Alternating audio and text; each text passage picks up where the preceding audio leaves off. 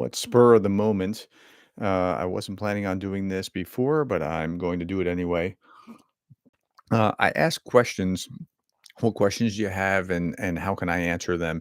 And again, I wasn't going to say anything about a live stream, but I was just going to answer these questions. So I'm just going to start working through the questions as people populate in the chat. I will start to talk about whatever it is that you want to talk about there, but I'm going to answer these. First question that I saw here: with all the videos that, hey, hello, welcome.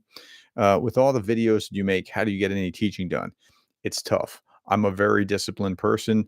When I was in graduate school, one of my roommates was like, "Man, you're a machine. How do you do this? Like, how do you keep getting?" I I have to be very, very disciplined. I don't get as much sleep as I would like to get as a consequence because it takes a lot of time first thing in the morning to review all the news to get through the first daily brief. And then it's a little bit easier for the three big stories because the stories in the daily brief will give me a sense of what's going on for the day. And then I'm thinking about, like, okay, now this is a big one. This is a big one. That might be a big one. And then I can do it kind of that way. And then there might be another story in between that I talk about as well. But a lot of a lot of time is invested in this, so I have to be really careful because I have to keep doing my day job too. Okay, no question. You should research and do a video on all the major politicians in the US and Western Europe who have a vested financial interest in Russia, with a particular focus on German Chancellor Schultz. I don't. I just told you I don't have that kind of time. I mean, that's going to be rough. Hey, I see a bunch of you are starting to populate in the chat right now. So if you have questions, I'm happy to answer your questions, and I will do it as quickly as I can and efficiently as I can. But what I have to do is, like, I'll do it when you start putting those in there. I'll divert myself from the other questions that I'm going through right now. And if I miss you, put it, put it again into the chat. That's perfectly fine. That's fair game. Um, okay, so who to now? I'm going through these questions that you posted for me the other day. Um, so I'm going to go through that, and I answered all the serious ones. Here's one in the chat. Thank you for not voting for Trump. I told you for months I'm not voting for Harris. I'm not voting for Trump. Actually, I told you I'm not voting for Biden, and I'm not voting for Trump. So there's like I'm consistent, and then people were like, "How could you dare do that? Because you don't care about the world, and but you're a hypocrite."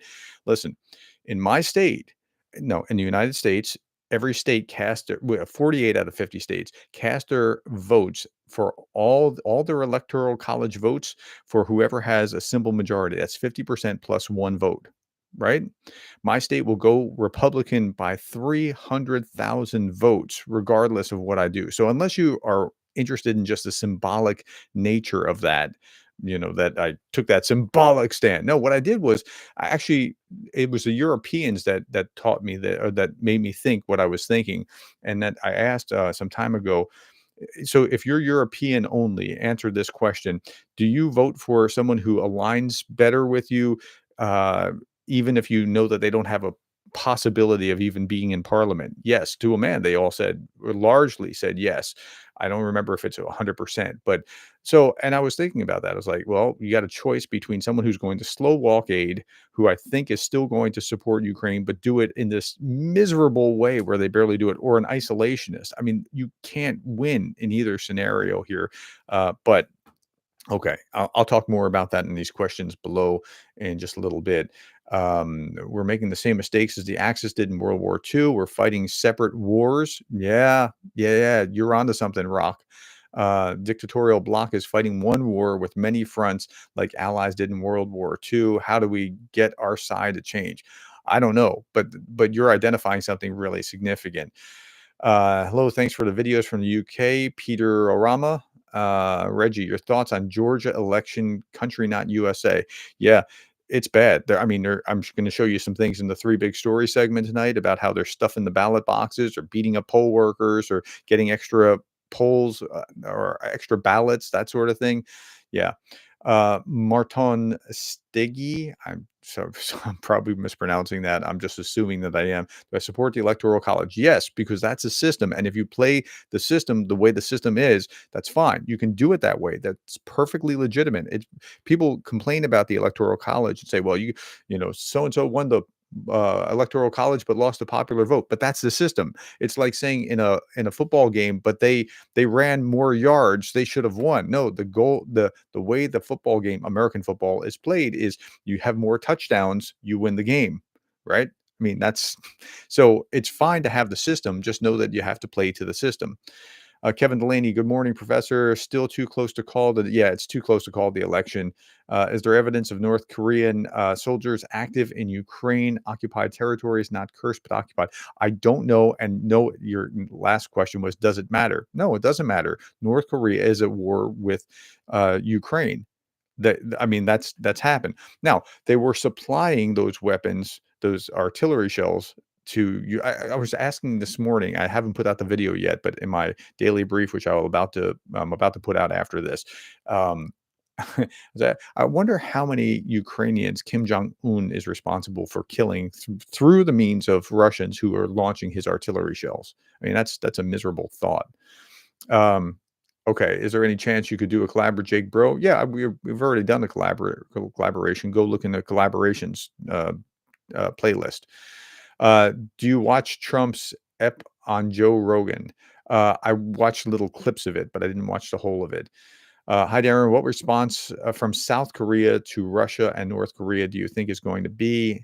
I really don't know. I that's an open question. That's not something that I'm familiar with enough with to be able to tell you. Um, Above that was all the dictators smell opportunity in the wind and they're gambling on one another to divide and conquer. Yeah, you're probably right about that.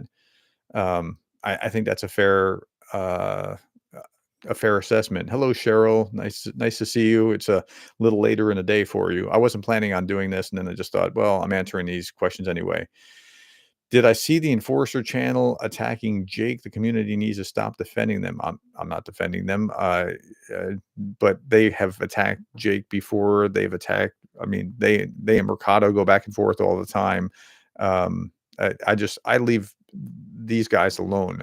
People will tell me, "Well, you have to do something about them." No, I'm trying to do something about Ukraine. The main thing is Ukraine. What these idiots do elsewhere, and when I say idiots, broadly, anybody who's fighting with each other over stupid stuff and not dealing with what's going on in Ukraine, that's a side issue that I don't need to be addressing. I mean, that's not for me. Nobody made me the policeman to deal with that. I'm trying to bring attention to what's going on in Ukraine, like things like the human safari, which is one of the questions that somebody asked me about in here. Um, Next question that I had on my list, and I'll get back to yours in just a moment. Uh, who can we get to ask Trump why he didn't stop the Ukraine war in 2017 in 24 hours? If he's so capable to do it now, why not then? And somebody below that asked, well, it wasn't, or said it wasn't a serious issue then. That's true. It also wasn't a serious issue for Obama. So let's try to be fair. And we didn't see the enormity of it at the time. And so that's the answer to that question. Back to your comments. Thank you, Darren, for your support of Ukraine. We almost got bombed in Kyiv twice last year. Wow. Wayne's World of Science, Aaron, what do you think of Lukashenko and Belarus? Interesting statement. So, yeah, that was an interesting statement. I highlighted that. I've actually been to Belarus, and Lukashenko is crazy. He's actually, in some ways, a more successful dictator, a longer running dictator than Putin is. And yeah, that was but I was imagining, I even asked in the video, like, I wonder if Putin thinks, don't say that. Why are you saying, why? Like, Lukashenko is his best ally. And why are you saying this? You're off script. So I'm wondering if that's what's going on there. Okay. Cheryl says it's 6:53 in Arizona, and this is already my second live stream. I bet it is. She normally complains about me at my 8 o'clock when I do that, and it's almost 10 o'clock right now. So Uh, okay, you know they exist. Exactly. Do something about Ukraine. Enforcers Club of any MAGA is useful for fundraising, regardless of their. Yeah, I just don't play in that sandbox. Why should I? That diverts me from my main thing, which is trying to bring attention to what's going on in Ukraine, and that's what I'll keep on doing. Great work. Keep it up. Your views very much appreciated. I appreciate that. Thank you very much. Okay. Next from the list of Q&A questions that I had here was Professor G, did your request to get more exposure to the human safari gain any traction? I sent emails to 4 different mainstream channels and was quite disappointed that only one posed any question about a guest speaker who did not really seem interested, did not know much about it. Yes, there were a number of places from all over the world that got back to me and said, hey, I got a little interest here from this, or this news media wants more of that or whatever. So thank you all for spreading that, because like we just got to get it out. Now, did we have much of an effect? I don't know. We won't know, but people need to be aware of what's going on and the enormity of that struggle. Okay. Uh, with so much confusing opinion news, what do you think Trump realistically will do when talking about Ukraine? Nobody knows. Nobody can even really predict what he would do. I think that I wouldn't bet for it to be positive, but it could, because it turns really more on what he thinks will benefit him more than any ideologically focused something. But I wouldn't bet that it'll be positive. Okay, can you give me the American perspective on US elections and how this is still so close? Is it a love for sensation that keeps Trump in the race? Because it can't be love for democracy. So I don't think that I think that you're misunderstanding how people who support Trump understand Trump. And I'm not one of those guys, but I understand them. They feel disenfranchised or overlooked or whatever, and they want Trump to just rattle the system, right? And they really support him fully. It's not about like he's a fascist, he's a he wants to tear down democracy. They're not thinking that at all.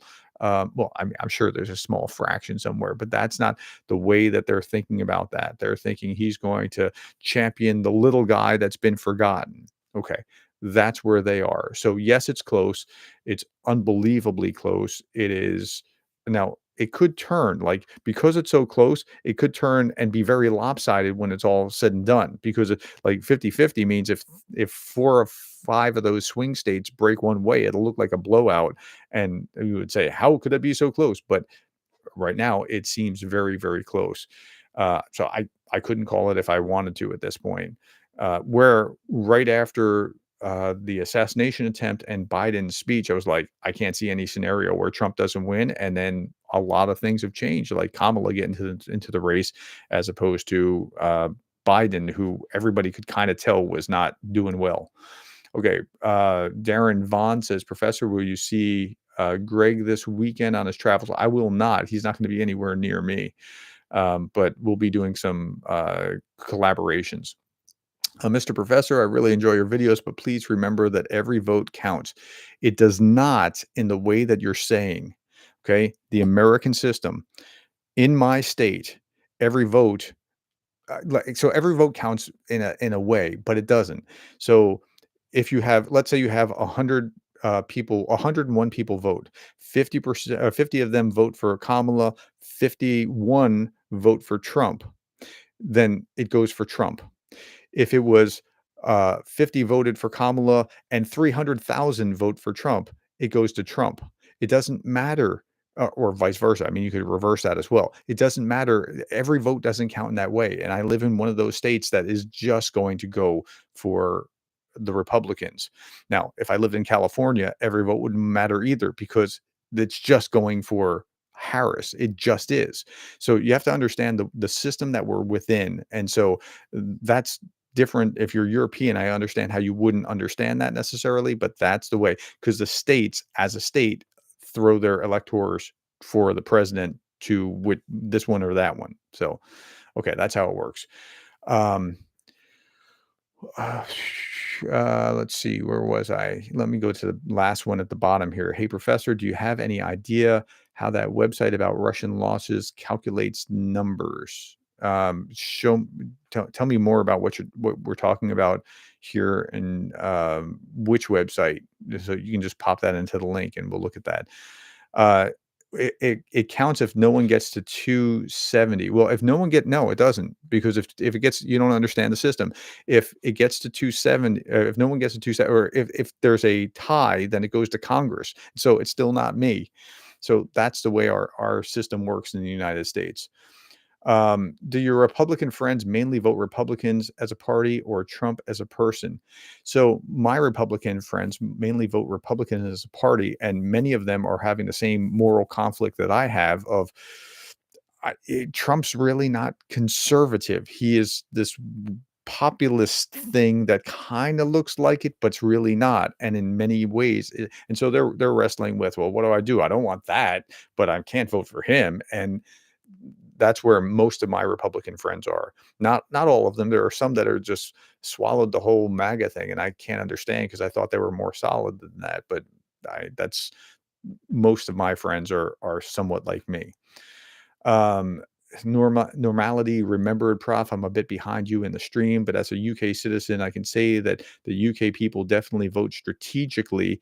This is the last election I voted for a party I never thought I never voted for, to out the cons. Right, and that's what happened, and that's why you have the Labour Party now as opposed to the uh, I don't remember what the other Greens or whatever else that were more progressive, but you decided Starmer's better than the Conservatives. I get that, and that's how some people do think about that. But again, remember the system that we're in.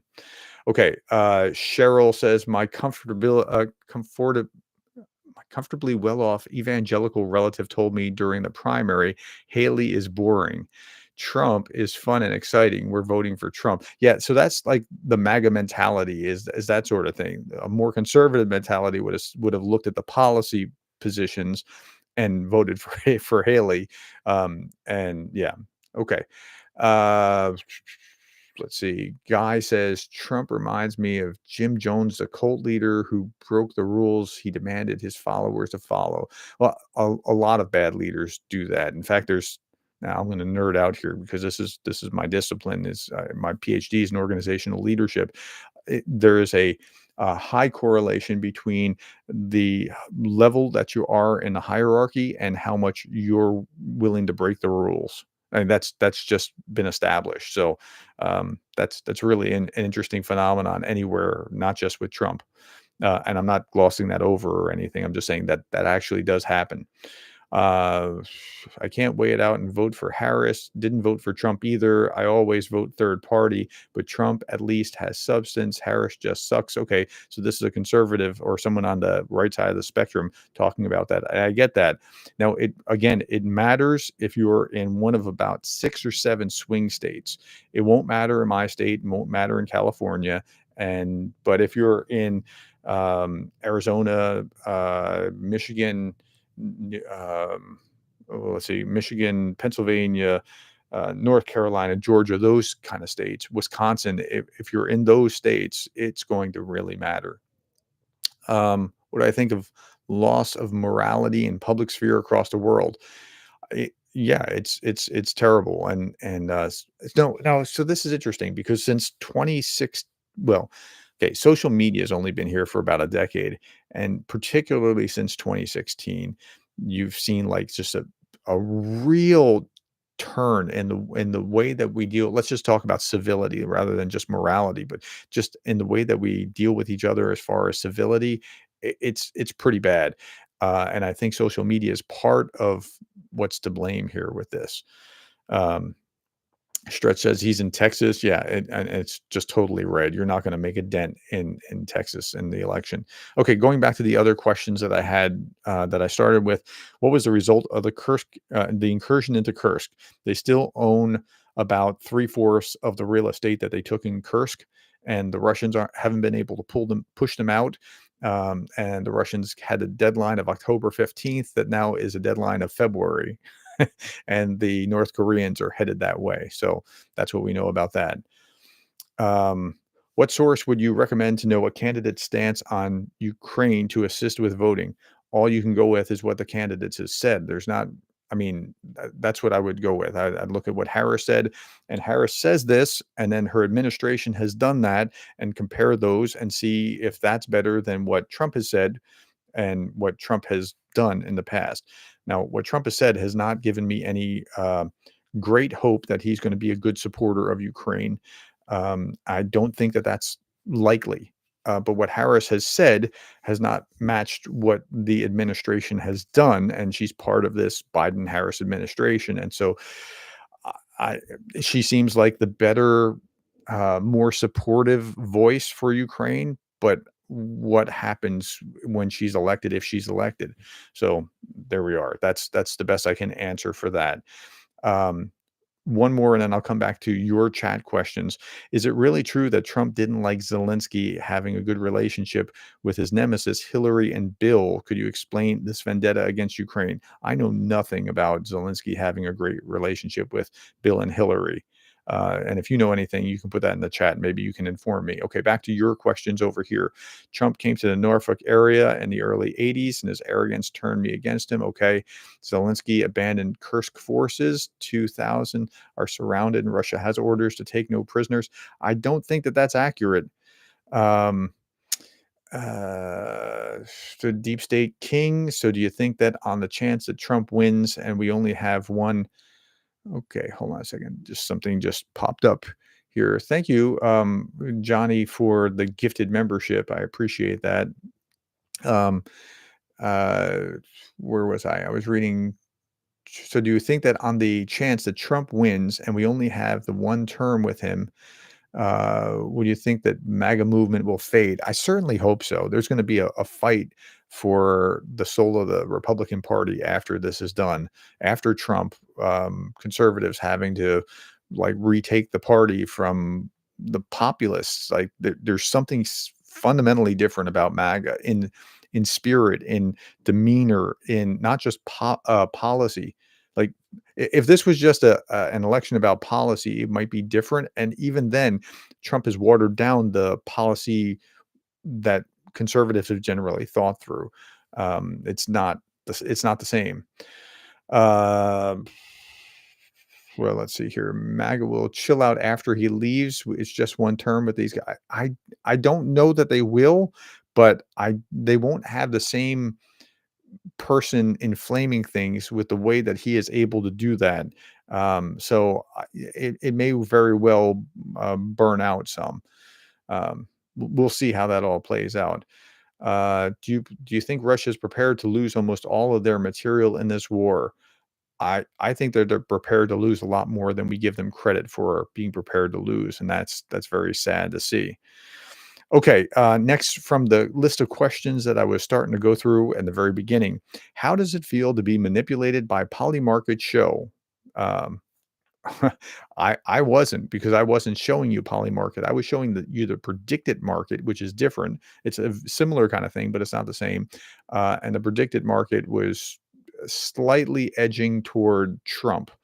And I think that the predicted market is legitimate. Economists have created it to anticipate. It's a futures market, right? To see what's going to happen, and people are wagering their own money on this. I think there's something to that.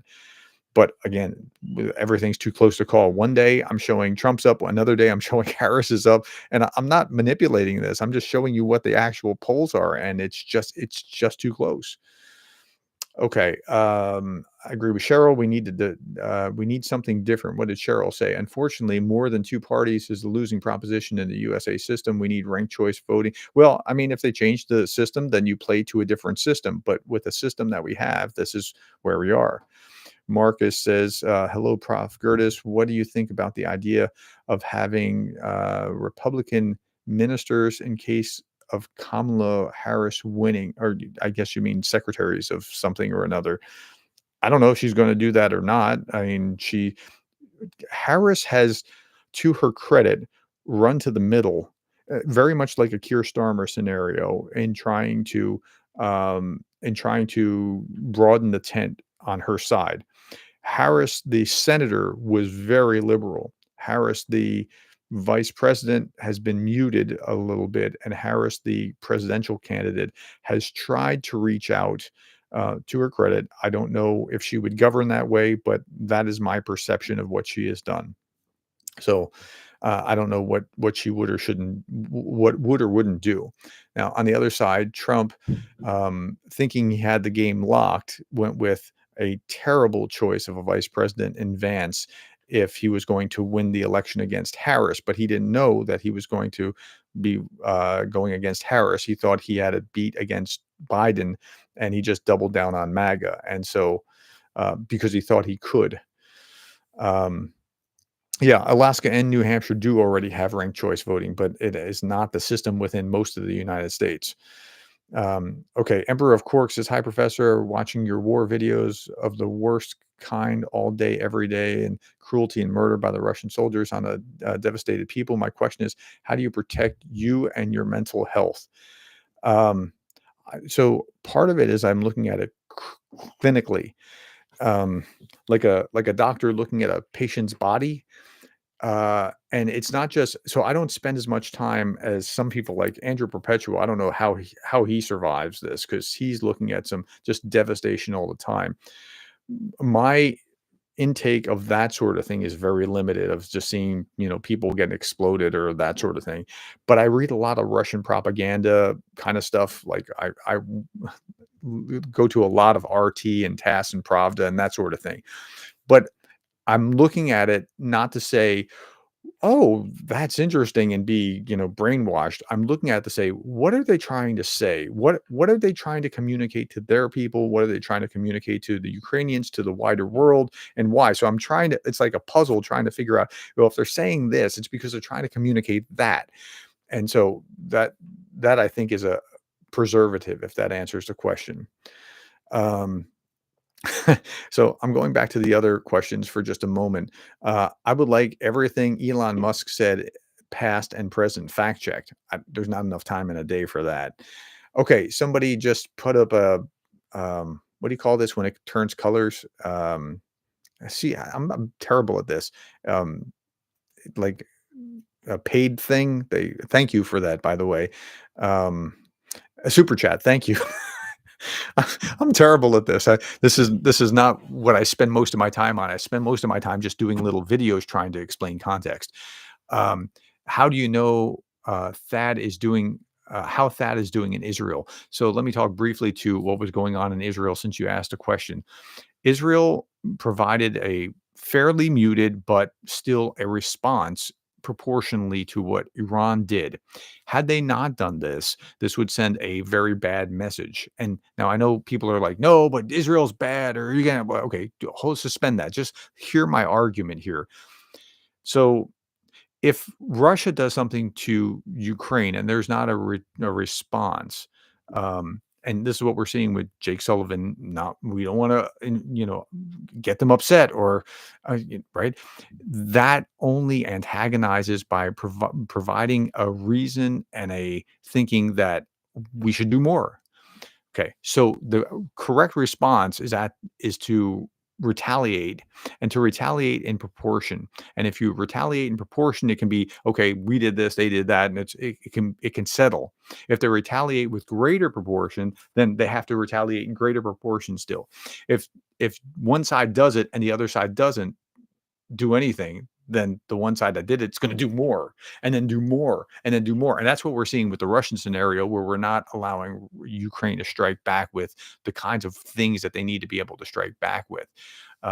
Or like they'll cross red lines and pull like so. The first drone that landed in Romania should have been a red line. Now we can hit you anywhere in Russia because you just landed in Ukrainian territory. Now, or something along those lines with whatever, not necessarily disproportionate, but now that has. But if you actually have no red lines, then it just continues to go.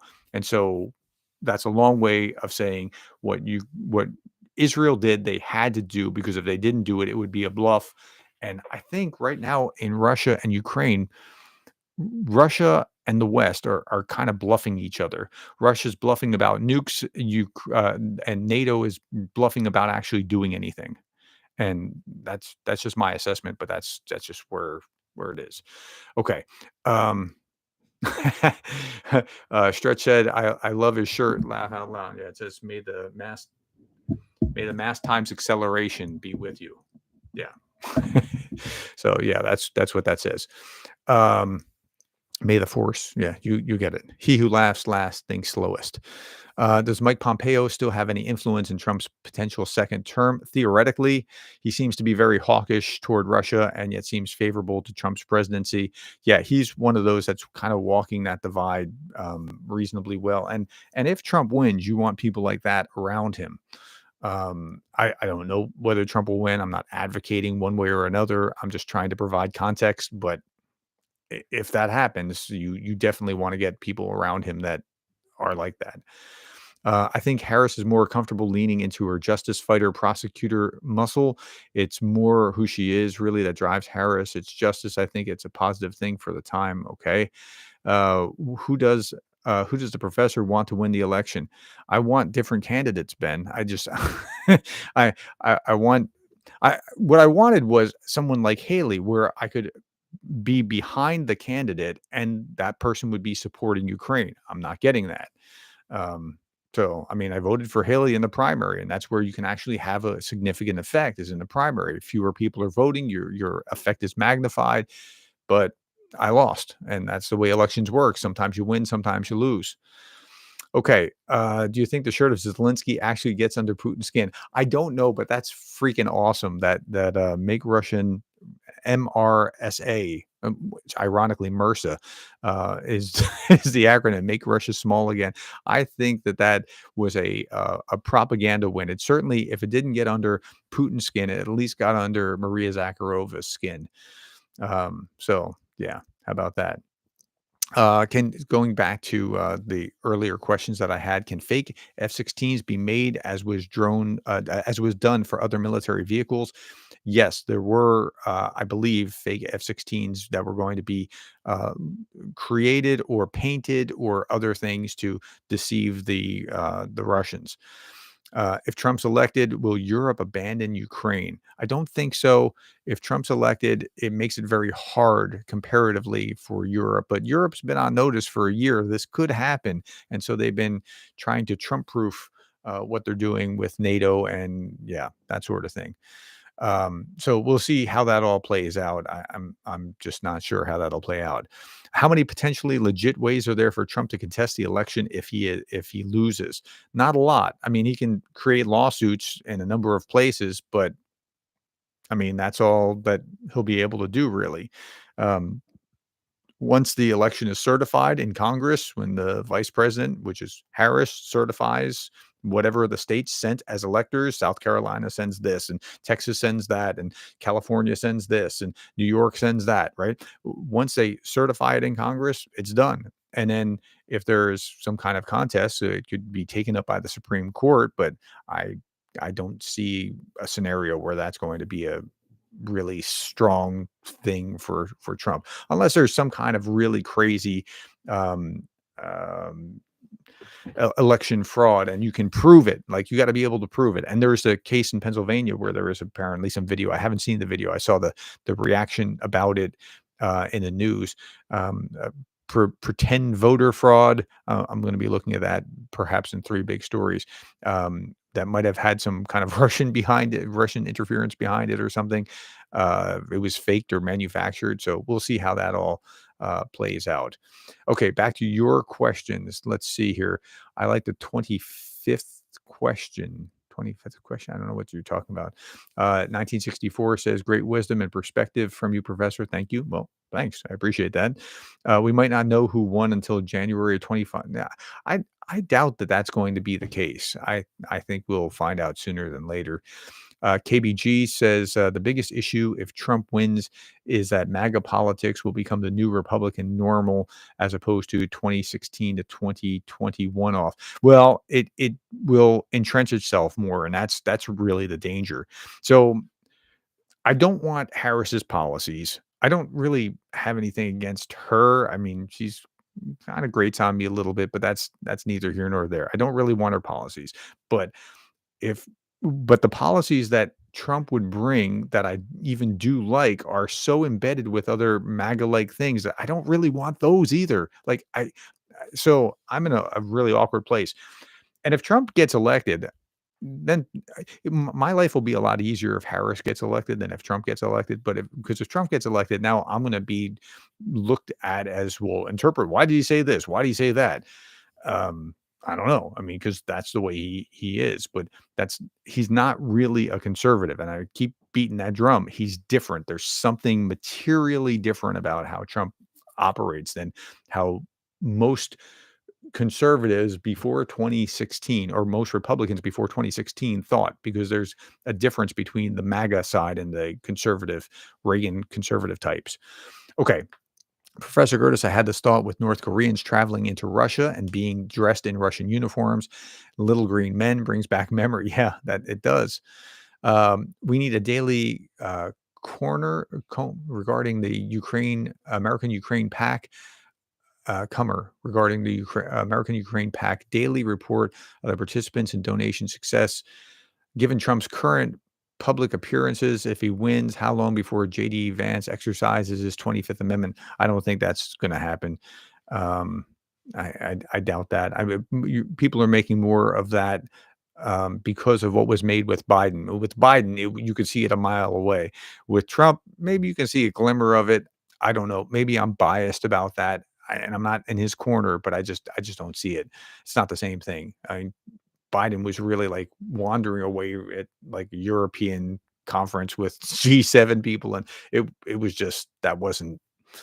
Yeah.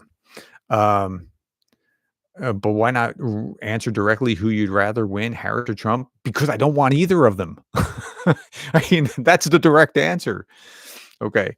Um, anyway, Stretch says that I'm biased. I think he's saying I'm biased. Uh, I'm biased. It's gibberish, says Stretch. And Stretch says that I babble and lose focus. Okay. Well, you're entitled to your opinion too, Stretch. Israel Barak says, "Hi, I live in Kiev Oblast. Today we have had about 12 hours of air raid alerts. I would like to thank you for your fantastic support of Ukraine."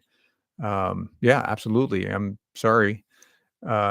Stretch also says that I danced like an orangutan for 40 minutes. Okay. Well, okay. Oh, no, not me, Trump. Okay, got it.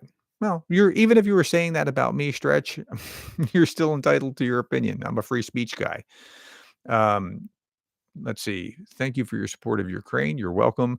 Would you support a third party over Trump? I was hoping for a third party. I was yes, in fact, that's what I did. I voted third party. Someone you probably never heard of, someone who is not on the ballot in every state. So I know what's happening there, but again, within my state, it does not matter because there's nothing I can do to affect the outcome within my state. Okay, back to the questions that I started with. Um, I'm puzzled about Trump's endorsement of this was a really good question. I'm puzzled about Trump's endorsement of Orban. Trump says Europe needs to step up on aid, but every time Europe tries to step up, Orban blocks the aid. What are your thoughts, and why aren't the Democrats jumping all over this contradiction? I never even thought of that contradiction. Like, that's really interesting. But he doesn't support Orban because of his blocking aid. But it is an interesting contradiction. I'll grant you. But he likes Orban because he tends to like strong men kind of leaders who are just kind of, yeah, I'm just going to go make this happen. Dictator like kind of leaders. He tends to have some kind of weird admiration for what they're able to do that an American president isn't able to do. But that's a fascinating contradiction. Okay, let's get back to your questions. Um, it's the problem with a winner gets all the system. I don't know. This is he. We've got like 10 parties in Norway. I couldn't find a single one to vote for. Well, that makes me feel better. Thank you for sharing that, Johnny. Yeah, yeah, I mean, uh, okay, what did Putin promise Trump if Trump wins? I don't know, and I think it doesn't help us or serve us well to assume that Trump is Putin's pet. or on Putin's dole or whatever. I think you until you have proof of that, you don't assume that. You assume that maybe they're aligned for other reasons. I was reading Angela Stent's book, Putin's World. Yeah, Stent just came to speak at my university, and so I was reading the book. And what I took away from the chapter about the relationship between Trump and Putin is that they really do have they get along very well. Like George W. Bush famously said, "I looked into his eyes and I saw his soul," or whatever. But Putin and Trump really got along very well. It's not just a policy issues. I think, and this is amplified by the way that Trump talks about Putin, like, "Yeah, we have a great relationship." Don't discount what he actually said. Like, I think that he thinks that Trump thinks that there's more there than maybe is there, that you just get on very well. So, I mean, there could be something else, but I think you may slant the way that you're able to skew the way that you're able to see the world if you just assume that that's the case where we need to have evidence that there is. Okay, at any rate, um yeah, I know, and there are documentaries talking about going back into the '80s when he's facing bankruptcy, that he got loaned from Russian banks, and yeah, maybe there are those things, but does that mean that he is necessarily, a puppet or something along those lines? I don't think that there's evidence that that is so. Okay, do you think there's real admiration for authoritarians, or does he butter them up to publicly try to strengthen his influence over them? I think both simultaneously is probably true, Catherine. I think that Trump thinks he's playing a game with them, and they're playing a game with him at the same time. I think both can be true simultaneously. Okay. Uh, Garami Morrison says, Professor Gerdes, you have suggested that most of the global conflicts are connected. Would you consider this to be a slow burn before World War III erupts? If we're not careful, that is, in my estimation, quite possible. Um, and the players in the axis of authoritarians. This is a term that I think it was Anne Applebaum was saying. Axis of not axis of evil. They didn't like that term with George Bush saying it, but axis of authoritarians. Um, I think that they want to disrupt world order and remake it. And so it could we're sitting on a powder keg, and we're just waiting for the right spark. It doesn't mean that it will happen, but it very well could. I mean, that's why all this is important. And Ukraine is the clearest one, but the Middle East, I think is a little less because they get into fights all the time and then it settles down. China and Taiwan, that could be a significant one as well. And North Korea getting involved in Ukraine is just that's a terrible sign. If there's another, I've said this a couple of times, if there's another Russian agreement like the one that was just ratified with North Korea, like that with Iran, I think that like doubles our chance of getting closer to something like that. That's just my read. But from everything that I've read, and I've read a lot, this seems like it's a very bad place to be. Okay, Todd says the AFU has lost all command and control while the front line is collapsing and free fall speeds and number of places all gone. Todd, if you can provide a link to that, I would like to see what you're talking about. But otherwise, we have to be careful with speculation of anything and one way or another. Um, okay, DPROULX222 says, you often criticize President Biden for not allowing Ukraine to use long range weapons. Can you provide 2 to 3 weapons as to why President Biden might be hesitant? Yes. He fundamentally, first, he has a knee jerk reaction to not escalating. That's issue number one. Number two, he was freaked out in 2022, I guess it was, when Russia was like thinking about using a tactical nuclear weapon. And so, on top of having the knee jerk reaction, he was freaked out by the possibility and the back channel discussions with Russia saying, don't do this or there's going to be bad consequences. He's kind of, I think, bluffing, but at the same time, the Russians need to understand, be put on notice not to do that. Three, Jake Sullivan. Um, Jake Sullivan's just he's absolutely terrible. And I think that for they're just bluffing. Like, I mean, in a like we NATO don't want the Russians to cross these imaginary red lines because then we'd have to do something about it. That this is some thought that I've come to only in the last couple weeks, in the last week really, that we really don't want to have something pop off. Now, again, you don't want something to pop off because you don't want it to pop off, but they really don't want to have another line. Well, like I asked Angela Stent at this when she came to give this lecture yesterday, um, what are the red lines? Are there any red lines? Not really. I mean, I mean, there's no real red line. Like somebody somewhere knows that there's something that will actually cause it to all pop off, but we just keep lying to each other about our red lines. Okay. Anyway, let's get to another. There's some truth to that, Prof. Says Stretch. I don't know what I said that was true, but I hope what I said was true. Okay, back to my questions here. Ukraine had a hero pilot who died, and the which, with all the Russian propaganda that I crawl, has there ever been a Russian hero since this guy from Stalingrad a half century ago?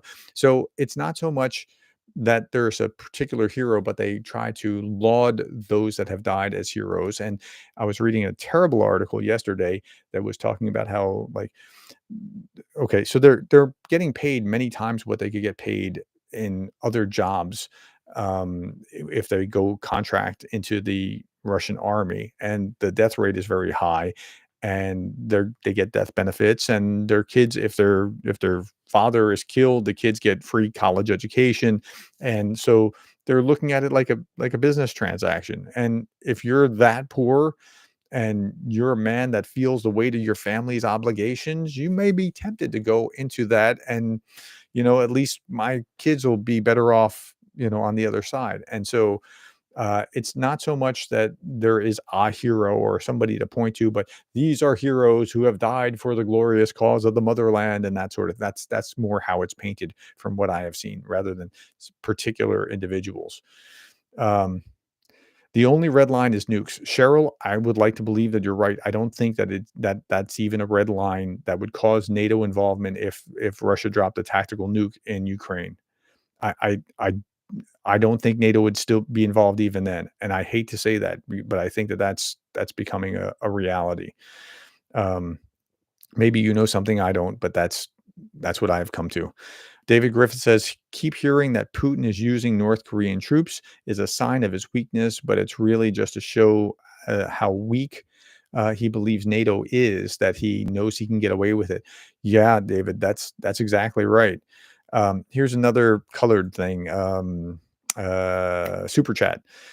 U.S. made red line, do nothing to anger the Kremlin. Yeah, I mean, that is kinda how we're operating, and that's a recipe, unlike what the Israelis just did by sending something back to Iran, sorry about that, by doing in kind, and then now it can be done. Unlike doing that, we're increasingly inviting more and more by doing nothing. Okay. Ukraine's under pressure to reform vis-a-vis corruption, and yet the USA could really benefit from reforms as well, such as yes on one in Marine and on two in Alaska, November. I don't know what we're talking about exactly with one on Maine and Alaska, November 5th. Um, I'm not sure what the reforms are there. I haven't been paying attention. I've spent so much time on Ukraine here that I haven't paid that close of attention. Trump had substance, but no principles whatsoever. But Trump is, I I don't know if that's fair. He's more sizzled than steak. What Trump understands about business is marketing, and he knows how to keep the attention on himself, and that's what he's done masterfully. And people would ask, well, why talk about Trump? Why talk about Trump? Why talk about Trump? Because that's what's all in the headlines. It's not like me. It's here. He's done this. He's done that. And even when he's doing something silly, people are still paying attention to it. So okay. Now I've gone. How long have I gone here? Uh, 48 minutes. Let's go for a few more minutes and then we'll wrap up. I don't want to go too terribly long. When leader is surrounded by a cabinet of advisors, does that speed or slow the ability to adapt? Uh, so to adapt is a different question than to make a decision. It's your ability to make a decision is faster when you're singular, um, and your ability to adapt appropriately might be better if you have advisors.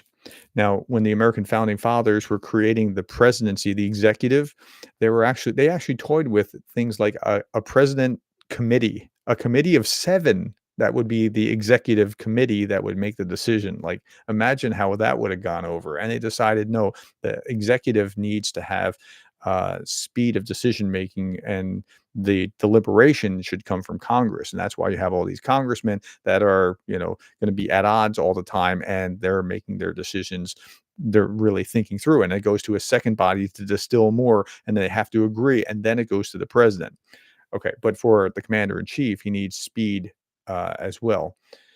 Okay, advisors are there to advise because they have the expertise. Uneducated people shouldn't make off the cuff decisions. Todd says IDF's drone strike on Iran was a failure. Their goal was to open up Iran's AD platforms, but all the drones were shot down without using missile forces. That might be the case, but they responded in kind, and now the thing can settle down, even if they didn't get anything out of their targets. They still responded, and now, okay, the score is even. Okay, one person told me, AF Finland here, one person told me long ago that if you're not voting on any candidates in an election, then you statistics are giving all candidates point 0.5 votes. I don't know how true or not true that is. As time goes on, it's possible Belarus will side with Ukraine. I don't know how possible that is either. These people are not stupid and bought off, but they have played safe since the Soviet days. They know in their hearts they're not evil. Okay, but the people of Belarus are different than the Lukashenko regime, and Lukashenko has the power. He's got the guns and tanks, limited as they are, to hold the people down and repress them. A lot of these authoritarian states, it's the authoritarian governments that are the problem, not necessarily the people within the countries. Um, and sometimes they're at odds. Very often they're at odds. Kevin Delaney says Chernobyl nuclear fallout dispersal pattern ought to have all of Europe speaking to Putin about tactical nuclear fallout. Yes, they should, but that doesn't mean that Russia wouldn't cross that red line if they wanted to. Um, Let's see. Chuck Strum says Trump thinks, as in a business, it's easier to deal with sole proprietorship than it is to deal with publicly traded boards. Yeah, I mean, so maybe that's what he admires about the authoritarians, that have an easier time just making their decision themselves. That maybe that's an interesting insight. Do you agree that only Lithuania Foreign Minister Gabriel Landsbergis talking loudly in Europe that we must do everything to help Ukraine? Well, he's certainly one of the voices, but he's not the only voice, but he is perhaps one of the loudest. I think the world of Landsbergis. And his grandfather was the prime minister back in the 2000s, early 2000s. Yet Trump mispronounces Iran, but won't ever change like the prof. I try to pronounce it. Man, I've learned a lot about how to pronounce certain things, and some things I still garble. So sorry about that. Okay. So last little bit. Um, Let me see which question. So going back to the original questions that I started with, why donate Mirage 2000s? Are they not outdated and require different training? Wouldn't more rugged aircraft be suited to Ukraine's airstrips and ground support needs? Yes, but they're hand-me-downs, and they're giving whatever hand-me-downs they feel like they can actually part with, and that's better off for Ukraine than not having them. So that's the answer to that. Um, Stephen, so I'm gonna do like 2 or 3 more questions and then we'll be done. Stephen Jacquier says, "Prof, any predictions regarding changes in long-range strike policy after 5 November if Harris?" I don't know, but I don't think that she's gonna retain Jake Sullivan as her advisor, and that'll be a net positive. Um, but I still don't think that she's gonna be as willing to open like so look, um, if Biden is really waiting for the election and only waiting for the election before allowing them to strike into Russia, we'll know on, November 6th, 7th, 8th, right? If he really has been deterred by Russia, which is what I think has happened, we'll know by December 6th, 7th, 8th, or November 6th, 7th, and 8th. So it'll change. It won't, if it doesn't change, then Biden has been deterred. If it does change, then it was an election play, and we'll find that out. Um, Okay, at any rate, we'll see how that plays out, and then we'll see how the Harris administration, if a Harris administration comes, would do things differently. Okay, wow, there's a lot of hearts there. Thank you very much. I don't know what that's about. Thank you for those of you who put those on or hit the like button or whatever else. I appreciate you being willing to help spread this. Ukrainian armed forces are leaving the village of South Forces of the Russian Federation. Okay. Okay. A super chat just popped up.